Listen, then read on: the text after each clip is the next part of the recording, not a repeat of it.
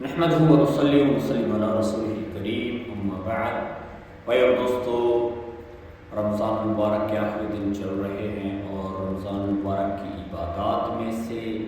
ایک عبادت صدقۃ الفطر ہے، اور اللہ کے نبی صلی اللہ علیہ وسلم نے یہ اپنی امت کے ذمہ لگائی ہے اور ہر اس مسلمان مرد عورت کے ذمہ ہے جو صاحب نصاب ہے۔ سب سے پہلے ہم دیکھتے ہیں کہ صدقۃ الفطر کا مقصد کیا ہے۔ تو اللہ کے نبی صلی اللہ علیہ وسلم نے صدقۃ الفطر کے دو بنیادی مقصد بیان فرمائے ہیں۔ ایک کہ روزے کے اندر جو مسلمان سے کمی کوتاہی ہو گئی، صدقۃ الفطر اس کا ازالہ کر دیتا ہے، وہ کمی کوتاہی دور ہو جاتی ہے۔ اور دوسرا مقصد بیان فرمایا کہ اس کے ذریعے سے غریب اور مسکین لوگوں کے کھانے پینے کا انتظام ہو جاتا ہے۔ تو مسلمانوں کے ہاں دو بنیادی طور پر تہوار ہیں، یعنی خوشی کے دن ہے عید الفطر اور عید الاضحیٰ جو ہم مناتے ہیں۔ تو ان میں سے جو عید الفطر کا دن ہے، اس دن سے پہلے ہم صدقۃ الفطر ادا کرنا ضروری ہوتا ہے۔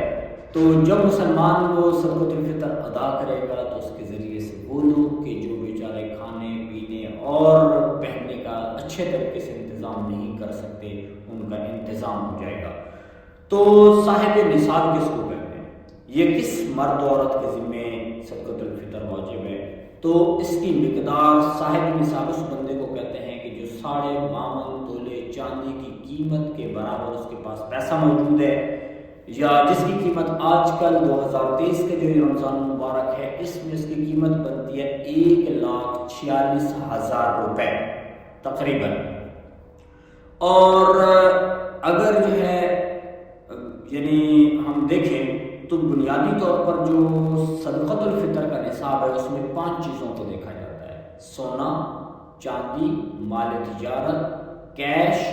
اور ضرورت سے زائد سامان۔ ضرورت سے زائد سامان کا مطلب یہ ہے کہ اگر ایک بندے کے پاس جو ہے مثلا ایک گاڑی ہے، وہ اس کی ضرورت کی ہے، اس نے 2-3 گاڑیاں رکھی ہوئی ہیں جو سال بھر میں کبھی استعمال ہی نہیں ہوتی، تو لازمی بات ہے وہ بھی اس میں شامل ہو جائے گی۔ اسی طریقے سے اس نے گھر کے اندر ایسے کوئی شو پیس ٹائپ چیزیں رکھی ہوئی ہیں، خوبصورتی کے لیے بڑی قیمتی چیزیں ہیں اور وہ ضرورت سے زائد ہے، تو وہ بھی اس میں شامل کر لی جائیں گی۔ یعنی جو بندے کی بنیادی ضرورت ہے، اگر وہ چیز اس کی ضرورت میں سال بھر میں استعمال میں نہیں آتی ہے تو وہ ضرورت سے زائد ہے، تو اس کی قیمت بھی شامل کی جائے گی نصاب کے اندر۔ یعنی سونا، چاندی، کیش اور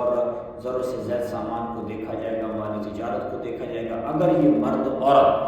یعنی عید رمضان مبارک ختم ہونے تک، شوال کا چاند نظر آیا اس سے پہلے اگر یہ بندہ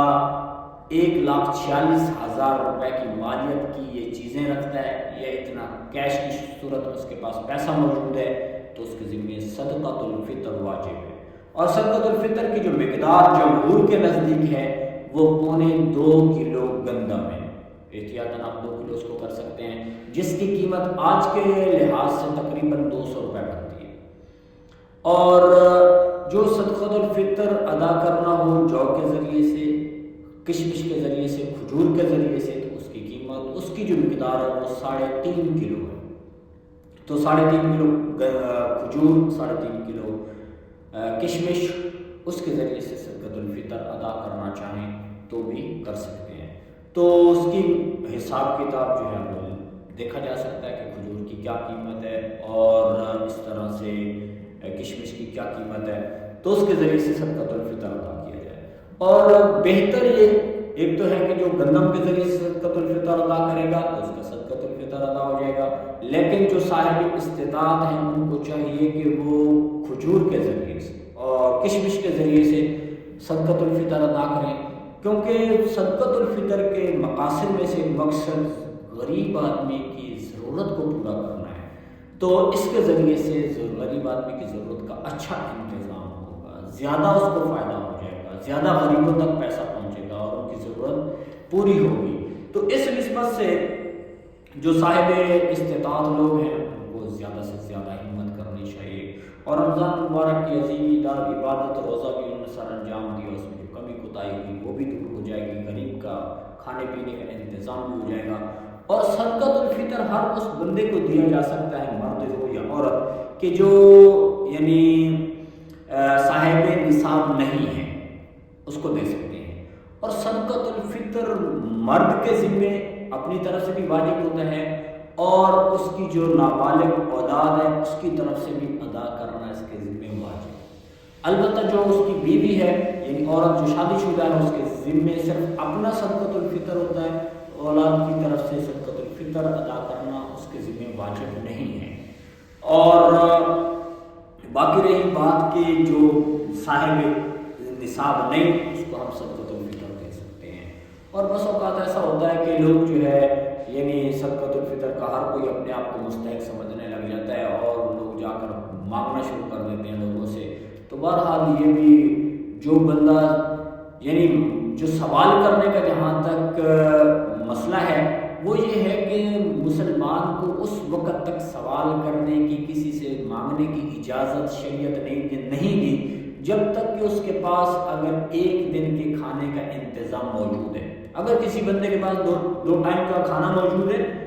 اور اس کے پاس کوئی سخت بیماری بھی نہیں ہے، اس کی کوئی اور ایسی ایمرجنسی اس کو نہیں پڑی ہوئی، تو اس کے لیے سوال کرنا، جا کر کسی سے اپنی ضرورت کا اظہار کرنا اور مانگنا حرام ہے۔ اور یا ایک بندہ صاحب اتنی ماشاءاللہ وہ طاقتور ہے، نوجوان ہے، ہمت اس کے پاس موجود ہے، بیمار بھی نہیں، وہ اپنے بچوں کے لیے ڈیلی ان کو کما کر کھلا سکتا ہے، تو اس کے لیے بھی سوال کرنے کی گنجائش ہرگز نہیں ہے۔ جو لوگ ایسے عام طور پہ گھومتے پھرتے رہتے ہیں، لوگوں سے مانگنا شروع کر دیتے ہیں، اگر ان کے پاس اتنی استعداد موجود ہے اور وہ مانگ رہے ہیں تو وہ ایک بہت بڑے گناہ کا ارتکاب کر رہے ہیں اور ان کے بارے میں شریعت کی طرف سے سخت وعید ہے۔ اللہ کے نبی نے فرمایا ایسے لوگ جو بیکاری بن کے پھرتے ہیں، قیامت کے دن ان لوگوں کے جسم کے منہ کے چہرے کے اوپر صرف ہڈی ہوگی، گوشت نہیں۔ اور اس کے ذریعے سے پتہ چل رہا ہوگا کہ یہ وہ لوگ ہیں کہ جو دنیا کے اندر بغیر ضرورت کے لوگوں سے مانگتے تھے۔ تو اس نسبت سے ہمیں دیکھنا پڑے گا کہ صاحب جو یعنی کون ایسا بندہ ہے کہ جو مستحق ہے جس تک یہ ہمارا صدقۃ الفطر پہنچنا چاہیے۔ ایسے ہی زکوٰۃ ہے، زکوٰۃ کا بھی وہی مستحق ہوتا ہے جو صاحب نصاب نہ ہو، تو خود اپنے عزیز و اقارب کے اوپر خرچ کرنا زیادہ بہتر ہے، کیونکہ وہاں پہ ان کے حال احوال کا بھی پتہ ہوتا ہے، ان کی ضرورت بھی پوری ہو جائے گی اور دوسرا جو ہے جو رشتہ داری کا حق اس کے ذمہ بنتا ہے وہ بھی پورا ہو جائے گا۔ اپنے علاقے والوں پہ خرچ کیا جائے، لوگوں ایسے لوگوں کو ڈھونڈا جائے کہ جو واقعتاً مستحق، ان کے اوپر خرچ کیا جائے، نہ کہ وہ لوگ کہ جو ایسے سوال کرتے پھریں، کہیں وہ لوگوں کے دروازوں پہ آ جاتے ہیں اور ان سے مانگنا شروع کر دیتے ہیں۔ تو بہرحال اگر وہ صاحب یعنی صاحب نصاب نہیں ہے تو بہرحال ان کو دیا جا سکتا ہے، لیکن ان کو دینے سے ان کی وہ مزید حوصلہ افزائی ہوگی، تو اس لیے احتیاط کرنی چاہیے۔ تو ان جو مستحق لوگ ہیں ان کو خود ہی ڈھونڈا جائے، اور اللہ تعالیٰ نے چونکہ اور اس کو بھی جو ہے یعنی اللہ کے نام پہ خرچ کرنا اس کو اپنے لیے سعادت سمجھنا چاہیے اور نہ کہ اس کو اپنے اوپر بوجھ سمجھنا چاہیے کہ میرے ذمے جو میں نے اتنے پیسے مجھے بھی خرچ کرنے پڑیں گے، بلکہ جب اللہ کے نام پہ ہم کہیں خرچ کر رہے ہیں تو اللہ کی طرح تو ہم خوشی محسوس کریں کہ اللہ تعالیٰ نے ہمیں اپنے نام پہ خرچ کرنے کی توفیق عطا فرمائی۔ تو یہ صدقۃ الفطر جو ابھی ہمارے ذمہ واجب ہو رہا ہے، یہ ابھی عید آ رہی ہے تو صدقۃ الفطر عید سے پہلے ادا کرنا چاہیے، اور اگر کوئی میں رمضان کے ابتدائی دنوں میں یا درمیان میں جب بھی صدقۃ الفطر ادا کرنا چاہے وہ کر سکتا ہے، وہ لوگوں کو دے سکتا ہے۔ البتہ اس کے ذمہ واجب کب ہوگا؟ جب عید کا چاند نظر آئے، تو واجب اس وقت ہوتا ہے، تو اس وقت دیکھ لیں گے اگر اس کے پاس اس دن میں 1,46,000 روپے کے مقدار کے برابر پیسہ ہے، یا 5 چیزوں کا نصاب، ان کی قیمت اتنی بنتی ہے، وہ موجود ہے، تو اس کے ذمہ صدقۃ الفطر واجب ہو جائے گا۔ اور اگر نہیں ہے تو یہ جو اس نے ادا کیا وہ ایک صدقہ ہو جائے گا، عام صدقہ ہو جائے گا، اس کا اجر اس کو بہرحال ضرور ملے گا۔